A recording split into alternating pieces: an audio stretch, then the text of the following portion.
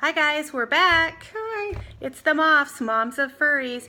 So we got some great feedback from those of you that watched our video, and we are so grateful even that you took the time to listen, and we really appreciate it. We love that there are kids out there that have supportive parents, and we love that there's parents out there that are totally into it. And so some of the feedback and some of just our learnings from our very first video is we will definitely learn how to edit videos soon. Maybe. It's on the list of things to do. We're moms, whatever. And number two is, yeah, we know that was too long because it was even hard for us to upload, which was our very first time uploading, but we did it.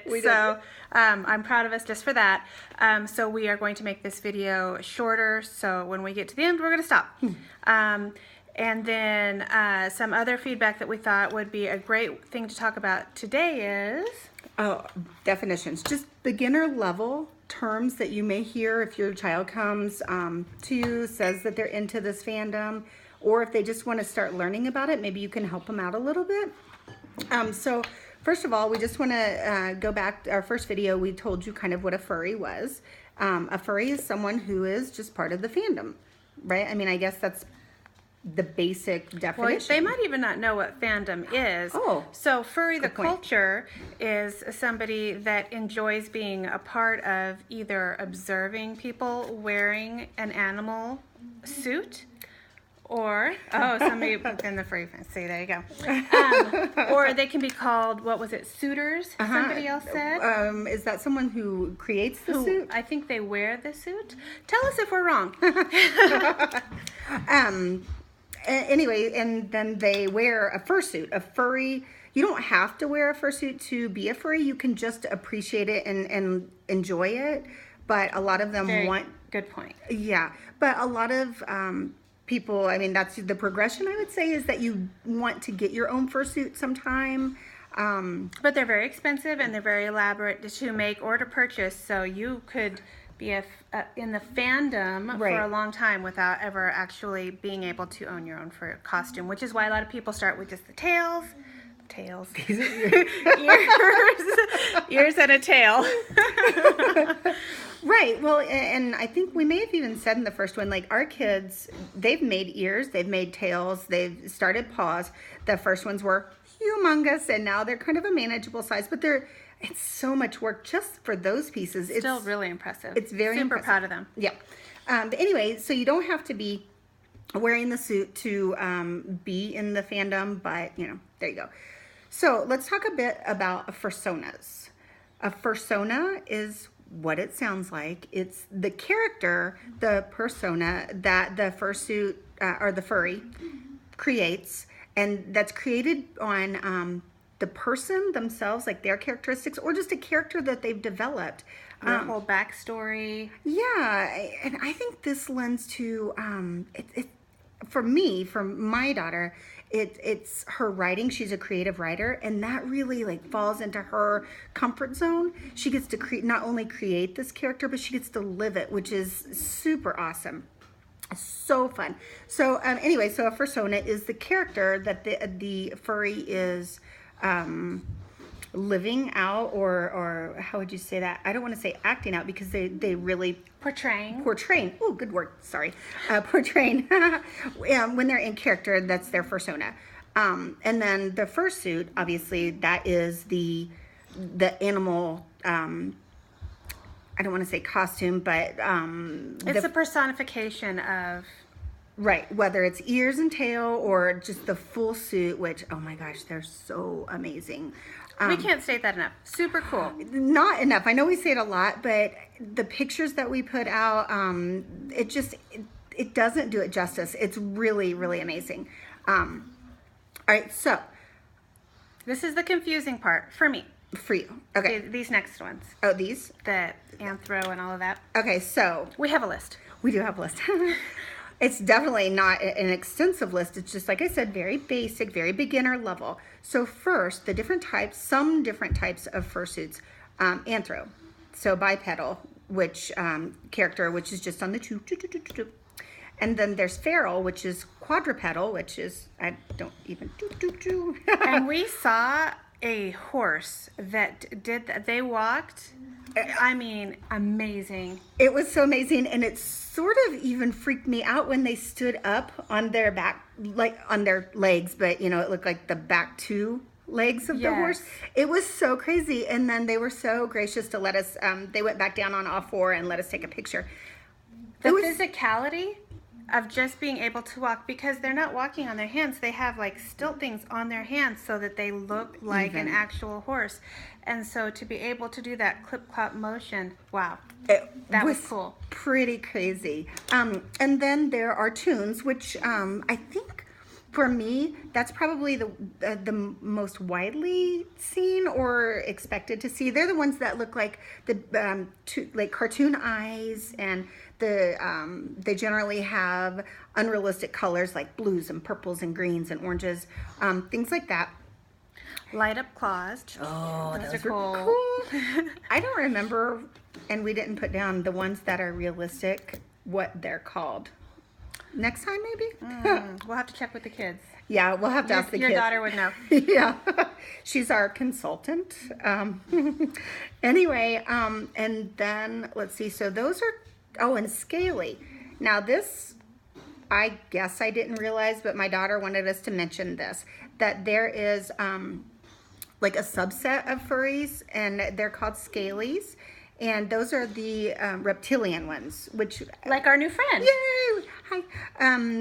So I guess it's a subset of furries, and sometimes they feel like they're underrepresented because there just aren't as many. There aren't many. No. There aren't many. So if you had a kid that wanted to do something, you know, they don't want to be typical, they want to do something unusual, maybe they try a reptile, which is cool. Super Yeah, cool. they were super cool. Oh, I thought so. We said Okay. super cool a lot. We do say super cool. It's super cool. We also say some other stuff that we're not going to say right now. Like, Actually? Sorry. sorry. Keep it together. We will. Okay, so, and then FurCon, like, of course, our first video was about the FurCon. But I thought FurCon meant fur convention or furry convention, but it doesn't. Well, it's Not in this case. Well, the FurCon that we went to was actual Further Confusion, which is a specific FurCon in San Jose. Right. Yay. There you go. Yes. So fun. I'm really glad that we went. But if they're talking about just a common FurCon is a furry convention. Right. And there are some big ones. Did we talk about that? Anthrocon is in Anthrocon, Pittsburgh. Pennsylvania? It's in Pennsylvania. I think Pittsburgh. I think you're right. And then the Midwest Fur Fest, or MFF, right? Yes, MFF. I'm pretty sure that. I only know BLFC. Woo! Reno, because that's here. Okay, so BLFC, Biggest Little FurCon, which is Further Confusion, and Anthrocon, which is Anthrocon. Anyway, the Midwest Fur Fest is in Chicago, I believe. And I think it's in like late fall, early winter. We should go to that. I like the pizza. I really want to go to that. I think we're going to go to that one. Okay. Look for us. Yeah, look for us. Especially at BLFC, because we know we're going to be there. We will be there for sure. So we're talking, maybe we'll do a coffee meetup or something. We'd love to meet other kids out there and other parents. Parents, especially because the reason we're doing these videos, we want to make sure parents new to this aren't uncomfortable, and that if they immediately go to the small percentage of furries that are the more adult activities, and that's what they're thinking, we want to just show them that that's not really what your kids are getting. Well, hopefully that's not what your kids are wanting to get into. This is just an amazing creative outlet. It's just it's an outlet, and it's a community that they can kind of be whatever character they want to be, and there's no judgment. They can be awkward if if that's who they are. They can be outgoing, or they can put on the suit and then become outgoing when they're not really in real life. Which is very true. If you have one of those kids that that doesn't make eye contact or is afraid to speak in social situations, they can adopt this fursona that gives them comfort. So and confidence. Yeah, that they might have that confidence so that people will approach them as we did and said, hey, you look beautiful. Can I take your picture? Or that's amazing. Or you're really cool. And so they have those interactions that may be more uncomfortable if it's eyeball to eyeball. So. And I know that we're getting long on time. So I want to say that also a furry, another term you may hear is just fur fan. I mean, I feel like that's pretty self-explanatory. A lifestyler is someone that makes the fandom part of their everyday life. Like it's incorporated in all of their life. And that does happen. And, you know, that's cool. I wish I could do that. Would it be hard to cook eggs? Very hard. No, but that's cool. If you can do it, especially maybe you make suits, maybe you portray your character all the time. I think it's just kind of deciding who you want to be and being it. And we did see a lot of people, to your point, that it's such a part of their life that it is their career, and they create the fan art, and not just the costumes, but the artwork. The artwork was so amazing, and all different styles. It was pretty cool just to walk around and see all of this. I feel like furries tend to be artistic just in nature because it's a creative outlet, as I said. I just would like to take a quick moment to say that, you know, your kids dress up in Halloween costumes. Some kids like Halloween and that's their favorite holiday because they do get to be a different person for a minute. Not that they don't love themselves, not that they don't have self-esteem or anything like that, but they get to portray this character. Well, make-believe is healthy, and it actually is great for your brain. Right. And sometimes when they're under such stress in other parts of their lives, especially teens nowadays, we all know that, it's good to have just a fun, creative outlet. And I just want you guys to understand, parents, I'm talking to you specifically, I don't think you should be upset by this. Obviously, we're not.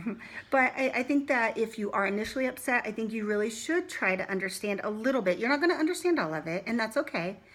But I think you should at least research a little bit, find out a little bit, talk to your kids, man. See if it's just like mine. She writes her stories for all of her characters, and it's one avenue for her creative writing. I don't know. I just wanted to say that. Sorry. Yeah, and you know, if it does feel a little strange, it felt strange to me in the beginning too because I didn't understand it. And you're watching this video, feel free to reach out to us because we're just moms. We're just regular coffee drinking moms who love our kids and we want to know our kids. And so for us, knowing our kids meant knowing the furry lifestyle and furry fandom. And we found out that it's cool and it's fun and it's safe and it's okay and it's not weird.